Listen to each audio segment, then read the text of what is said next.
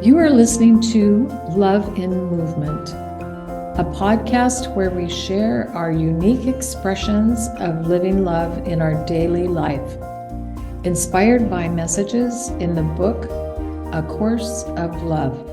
Yeah, welcome everyone to our Course of Love podcast show today.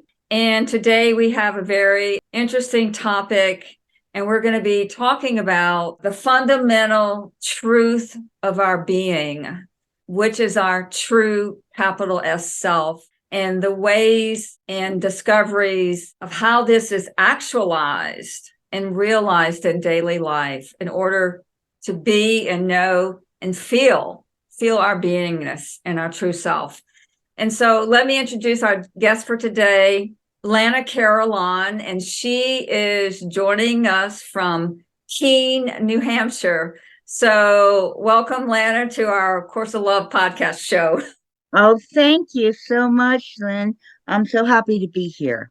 Yeah, well, we're happy that you're here as well. And thanks. So we'll get started. I think Lana is going to just kind of give us a little line from A Course of Love. It's from day 6 in the 40 days and 40 nights, just to kind of give us a little jumping off point. So Lana, did you want to go ahead and read that line? And then Yes, it's a one sentence, and I really think it sums up not only where we need to find ourselves, but also how that's expressed. So the quote is: awareness, acceptance, and discovery cannot occur in a place set apart from normal life.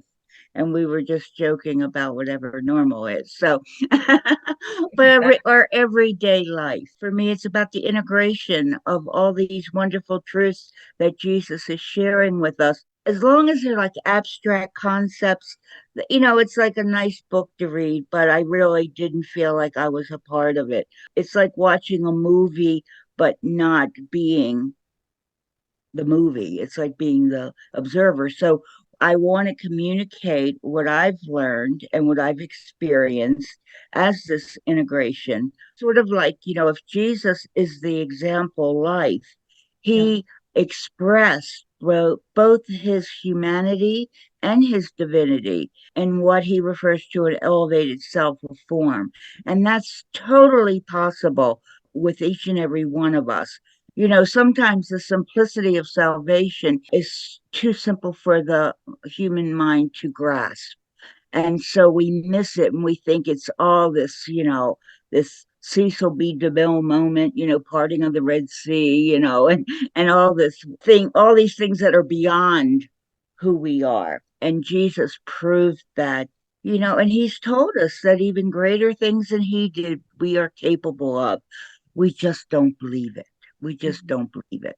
And we believe a whole lot of other crazy stuff, but we don't believe that. I wanted to get into first just a very, very short meditation that gets us in touch with our essence, as you were, sharing before the call, Lynn, about the essence of who we are and how that's experienced. And then we'll go on from there. Yeah, let's go ahead and a little short meditation that Lana's going to give us.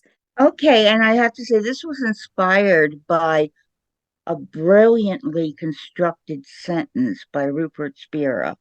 And I don't know if you're familiar with him or not, but the sentence, and then we'll have a short meditation, but the sentence is: who you are is the awareness of being aware.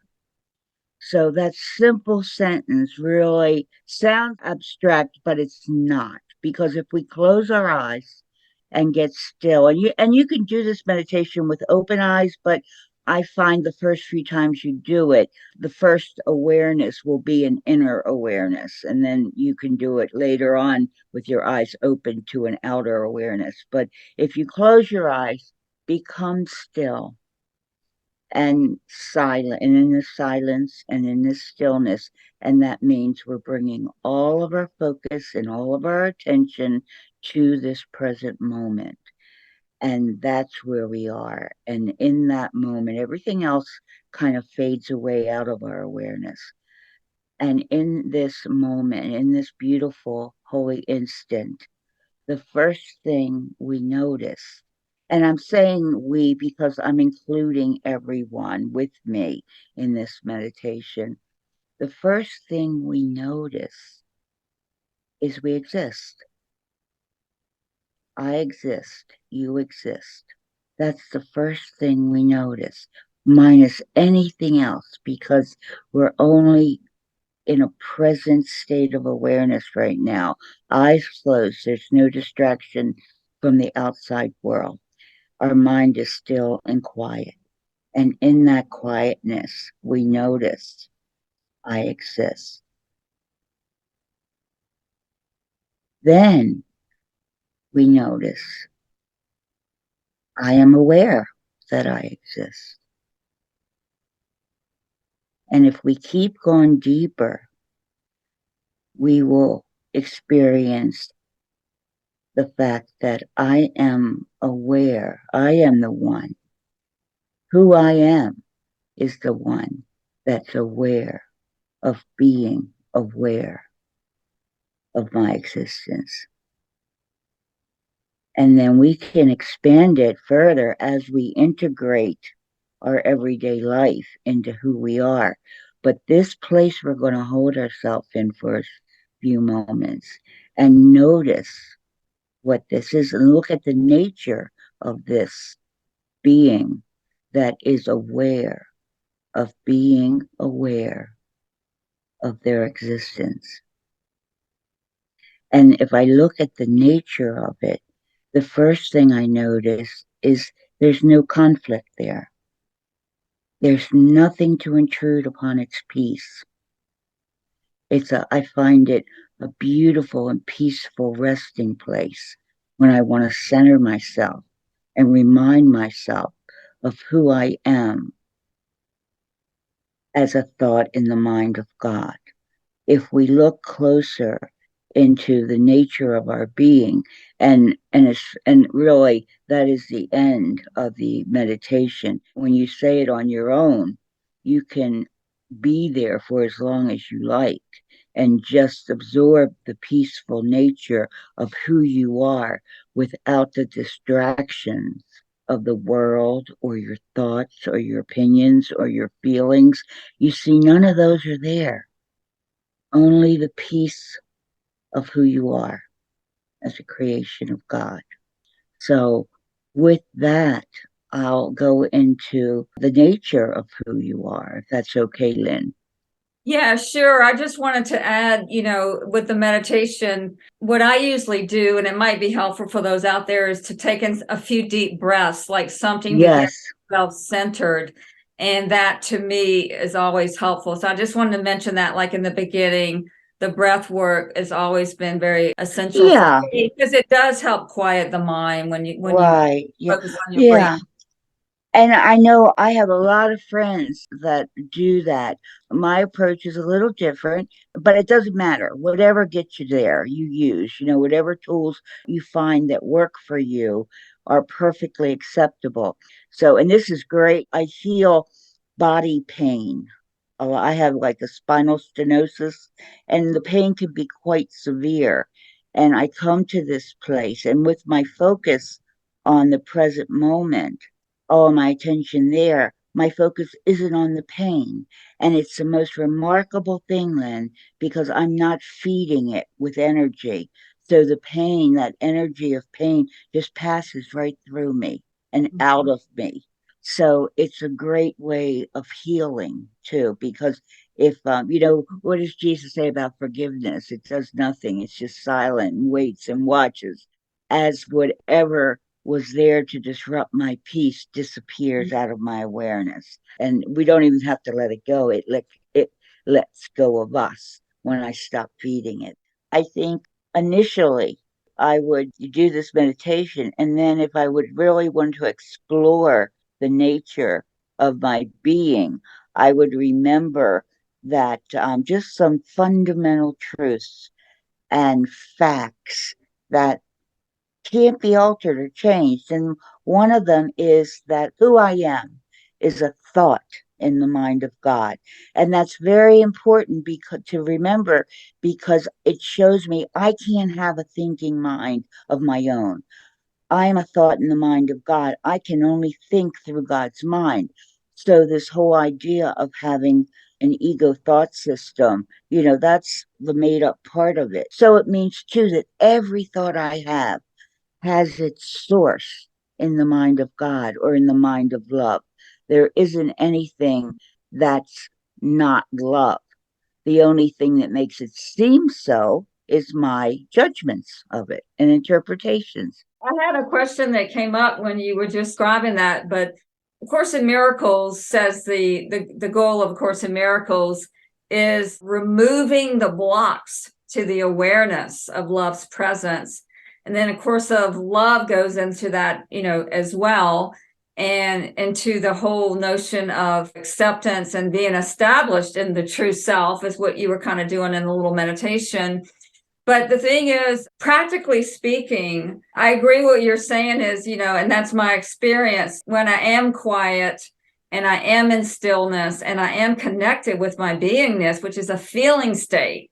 It's a feeling state where I feel this comforting energy all around me. There's a softness in my body. There's no contraction in my body. There's also, even though it's not the truth of who we are, there are we've all been exposed to conditioning, right? And we do have these beliefs and judgments that arise. For me, those are not, as you were saying, that's not the true self. But I don't want to deny or repress that. So the little willingness is everything, right? To notice when a judgmental thought comes in or an emotional reactivity comes in.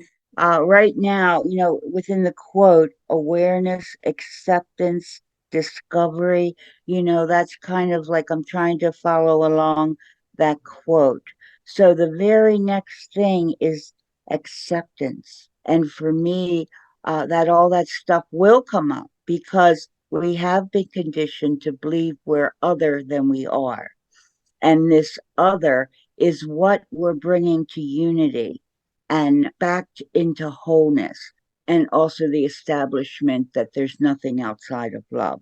So when these things come up from our conditioning, these feelings, these thoughts, these experiences, how do we meet them? What is our response to them? And we all know that we can either react to them with fear or respond to them with love. And for me, responding to them with love is non resistance, it's acceptance. And it doesn't mean I have to like it, but I'm just not going to do battle with it. I'm just not going to engage it. What I am going to do is embrace it and bring it to the heart of love. It's interesting, and you can have an experience of this that anything brought to love becomes love, anything touched by love becomes love. And Jesus tells us that every loving thought we ever have had, or will have is saved for all eternity. And that's what makes the only thing that makes the world real. And it's the only litmus test for what is real and what is not, is the presence of love. So knowing that love is the remedy for anything appearing unlike itself informs me of my response. It just makes sense. I can battle with nothingness and illusions all day long, but you can't fix illusions. You can't repair or change illusions or nothingness into something.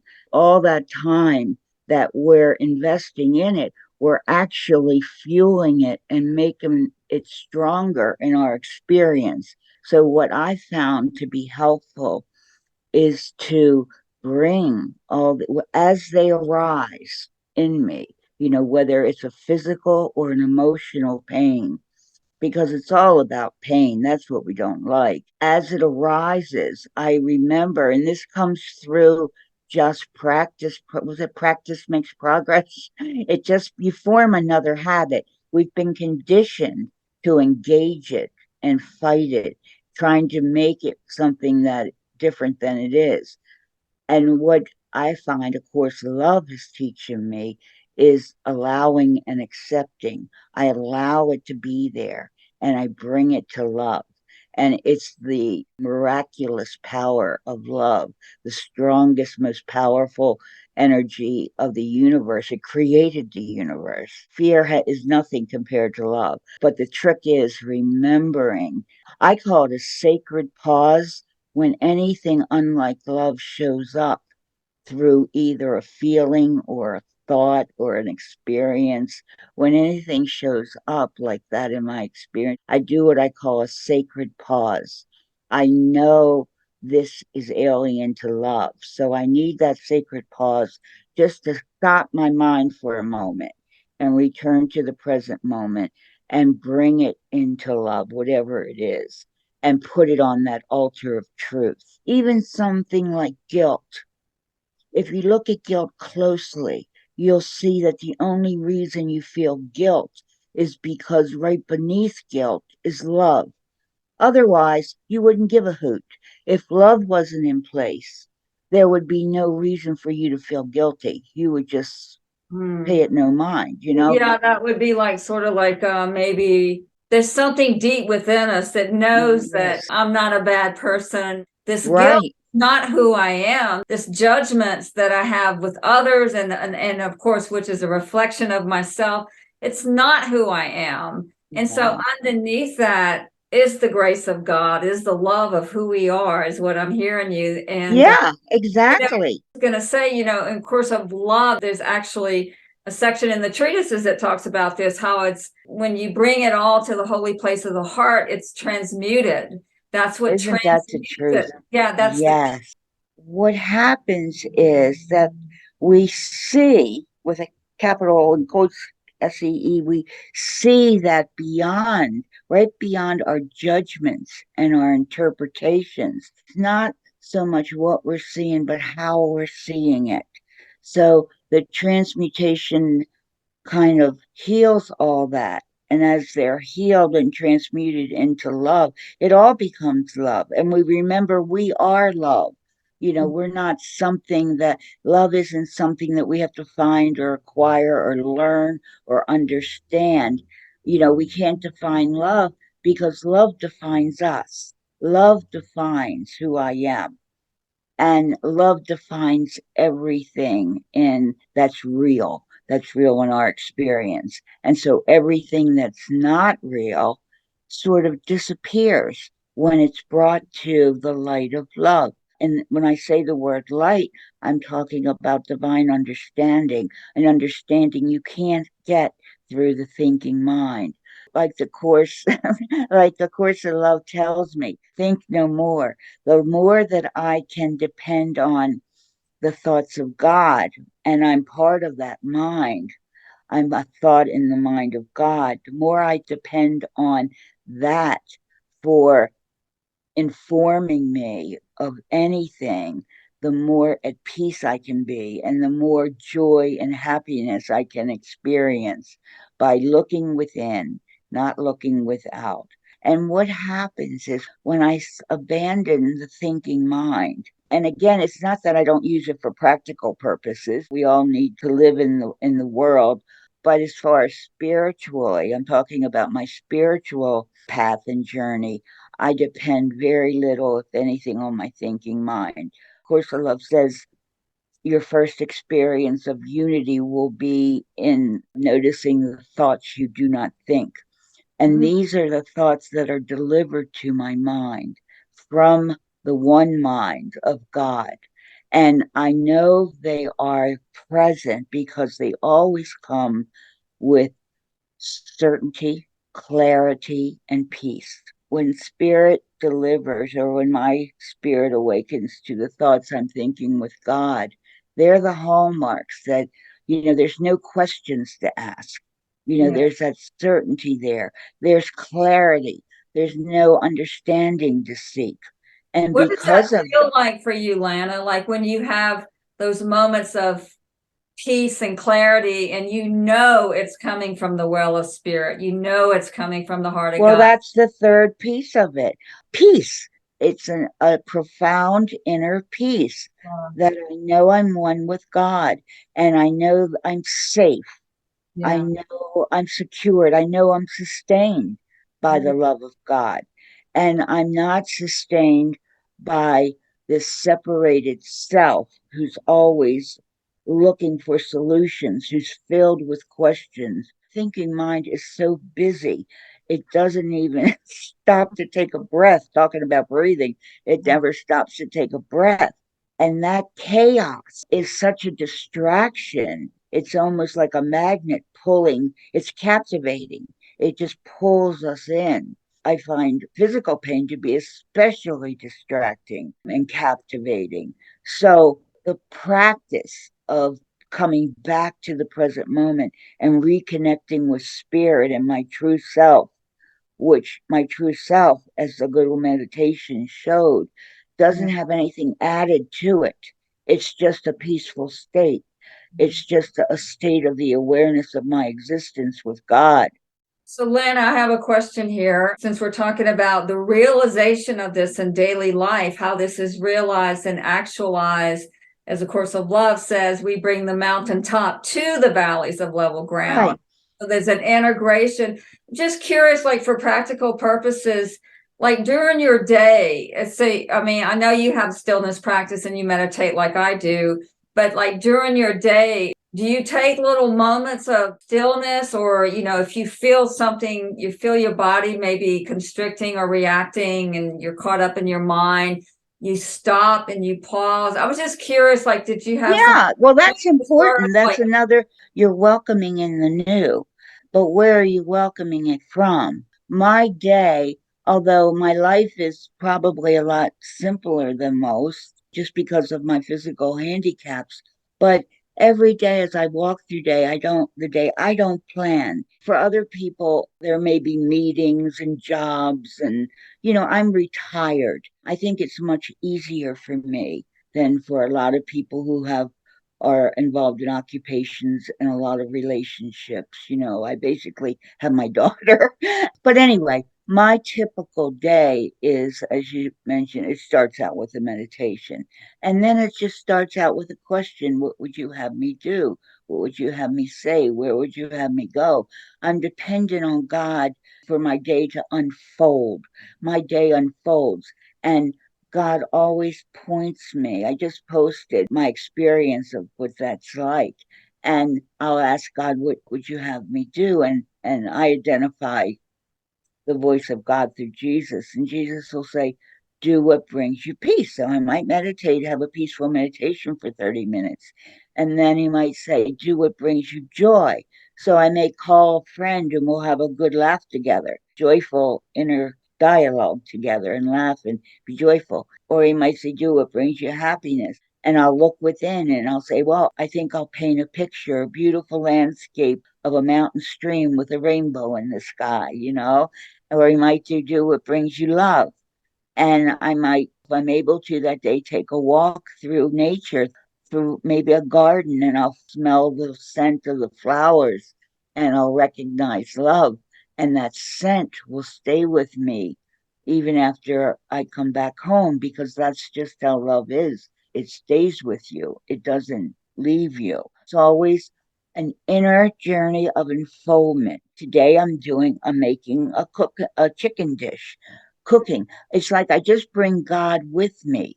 And in anything I do, and I always look within because his guidance is always do what brings you peace. And so as any situation, unplanned situation arises in my experience, I look within and I do what brings me peace. There was someone on Facebook that was asking me, they've had this disagreement with this person and they've agreed to change and not confront them and argue with them, but they keep doing it. And his question to me was, do I block them? Do I just put them out of my life? And I looked within and I asked God, what should he do? And he should do what brings him peace. How that looks like in everyday life is maybe you do put a temporary boundary up between who and him for the purpose of healing, for the purpose of getting to the point in your healing where you can look at it more objectively and have more clarity about how you should handle this situation. But The immediate thing you should do is always do what brings you peace and not judge yourself for that. It's okay not to return a call right away. You can wait like a few hours or the next day. It's okay to say no. We judge ourselves so often and so needlessly. If I stay with the guidance in this moment, 20 minutes from now or a day from now or 20 hours or years from now, I might make a different choice. But in this moment of now, what can I do that will bring me peace? Because peace is a very powerful state. It's where awakening happens and healing happens. In regard to a typical day, look within to see what's the next thing, what will bring me joy and happiness and peace. It's always a looking within. And you'll see it, you'll know it. It like bounces up into your mind and it's like a recognition. Oh, I want to paint. I want to write. I want to cook. Yeah. I want And that's to, the inspiration that I'm hearing you, yeah, like in spirit, like I'm hearing you, like the inner guidance, like going with that yes, true inner guidance is everything in the moment. Like you said, it could be different 5 minutes from now or tomorrow. The moment when you feel inspired, the mind and heart being joined wholeheartedly, exactly. that's Exactly. that's your like internal prompting, and it's like it because you feel it. You feel the joy and the peace with that. Is that kind of like what you're saying? Yeah, exactly. And I describe it as harmony. Okay. When your spirit and your humanity are in harmony with one another, Mm. that's pretty much a go ahead, proceed. And when something comes up that the ego mind judges as unlike love, instead of engaging it, you just bring it to the present moment and you ask and you put it on the altar and you just ask God or Jesus or Holy Spirit, heal this, please heal me, heal my mind that judged this as unlike love. And I'll ask, what is the truth of this? And that's like the only question we really need ever ask about anything. If something shows up that's not peaceful, I'll ask the Holy Spirit, what's the truth of this? Because obviously I'm not seeing it because I'm not at peace. Yeah, you're not feeling Yeah, the I'm peace. not Yeah. feeling it. There's disharmony. And anytime there's disharmony for any reason, it's a call for love. It's a call for healing. And that's what I asked. And when I ask the question, what is the truth of this? I do get an answer. And it might not be in that moment. And I'll tell you if it looks like a problem arises, and I'll ask, what is the truth of this? Or something I defined as a problem, because truly there's no problems, but there are situations that I will define and interpret as a problem. And when I ask, what is the truth of this? One or two things usually happens, Lynn. Either I'm shown it's meaningless and I can have a good laugh. Why did that upset me so much? The truth dawns on my mind. Or a solution shows up in an unimagined way. And the reason it's unimagined, because the solution did not come from the ego thinking mind, because that's based on the past. The ego only has its only point of reference for information about anything is the past. So if the ego thinking mind, if I'm aligned with the ego and I'm looking for a solution in my past and one isn't there, a sense of hopelessness can come up because you think one doesn't exist. The ego will convince it. But I remember then that I also have access to the infinite mind of God, the creator of the universe. I'm part of his mind. So I will ask the truth of this, and Yeah. the truth comes, but not from the ego thinking mind, but from the mind of God. And again, that's that answer, that response will always bring me certainty, clarity, and peace. And Yeah. that's pretty much That's how and beautiful. harmony returns. Harmony is a big word symbol for me. Yeah. If there's no harmony, healing is needed. Yeah, harmony. I like that word too now. To me, it's all synonymous with the joy and the peace and the harmony. Yes. What I'm hearing is like when you go within to your own inner guidance, you know, you can call it God, Holy Spirit, the true self, the Christ self. There's so many different words, but that's the true response, because you know it. That's how I've experienced it as well. As you know, like I said, there is a peace, there's a softness in the body. I don't feel constricted. And there's just an ease. It all just feels like so effortless. There's an Yes, it's ease. easy. And it's a win-win for everyone. It's like nobody loses, you know, it's like No. this benefits everyone. It's like the love's beneficence encompasses everything. Yeah, that's the other thing. It brings unity. Yeah. And Jesus says we're never healed alone. So when I'm and of course, the love, everything is relationship. We wouldn't know of our existence. God wouldn't know itself if it wasn't for its son. So it could express through the son. Our relationships are key. And it's whether it's a person, place, or thing. I mean, when I paint, I'm in a relationship with my brush, and my paints. I'm in a relationship with you here now. And so we look at our experience in the moment, and usually we don't look at it unless there's sort of an angst there, something that'll grab our attention, tell us something is amiss here. And that's the signal, that's the invitation for unity.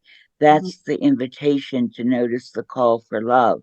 And I have to ask myself in those times, am I seeing the truth of my brother, or am I seeing my thoughts, my opinions, and my feelings Judgments.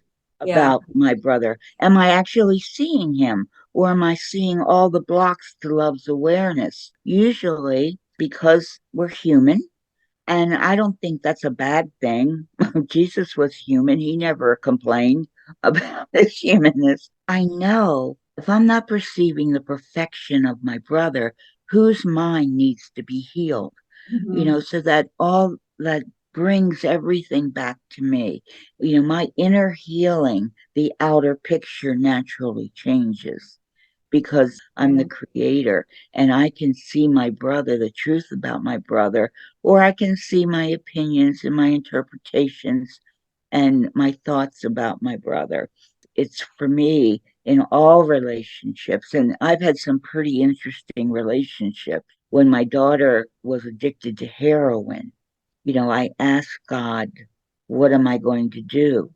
And I'll tell you, that night I was on my knees praying that she would be arrested. It was wintertime. She was living on the streets. She had no food. I didn't know, at least if she was arrested, she'd have a roof over her head. She'd be warm, she'd have food. So I was in a really desperate place emotionally. And so I asked Jesus, what am I going to do? And he said, you're asking the wrong question. Ask instead, what is God going to do? Tell you, Lynn, in that moment, it was like the weight of the world being lifted off me because I remembered I didn't have to carry this burden alone. And it was also a signal to me. I had given just about everything in my world to God to handle. I truly lived by I am sustained by the love of God. But my daughter, I kind of wanted to hang on to her. Nobody could do my daughter better than mom.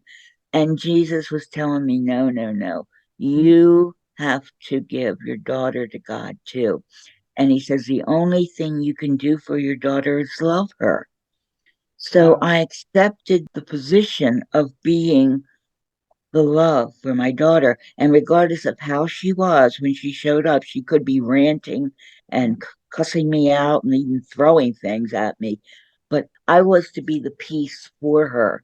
I was to be the love for her. And I was not to react. I was to respond with love. That was my job. That was the only thing I could do. And I'll tell you, when I did that, that's when her whole situation turned around. She would Beautiful. say, Yeah. yeah, and Yeah. she would Okay. I was say just to getting me, ready to ask you that. Like, what was the result? And you said it all shifted. yeah, yeah. And in fact, she to this day, and she's been in recovery now for over 4 years. To this day, she says, I don't know, Mom, but whenever I was upset and I came over here to visit you, I always felt more at peace. She couldn't explain it. She couldn't put it in words because I spoke very few words. She got it energetically. She got that loving, peaceful energy that naturally extends from us and it shines into our brother's mind. And Jesus talks about that both, I think, in the Course of Love and a Course in Miracles. When Yeah. one mind shines into another, it can transform it into majesty. And the whole thing of our normal life, part of normal life. This is, I'm not saying that everyone experiences it at this extreme, but normal life is about healing. Yeah, That's I all mean, it's about. this That's is all healing. everyday life we've been talking about, and this the power. What I'm hearing is that we're kind of running up on our time, so I wanted to just kind of summarize and then offer you space to share any last minute words of wisdom. But we started off with a little stillness meditation and just getting centered in our true self and how this power, what I'm hearing, the whole message, which is in A Course of Miracles and A Course of Love, the power of love to be both cause and effect.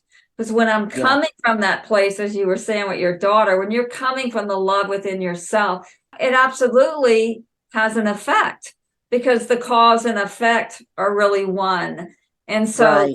that's just beautiful, and how we can do this in our everyday life. You talking about, the pain in your body that's been healed when you're centered in the true self. This awareness of your own true beingness is a transmutation in the moment, even with physical pain, emotional pain.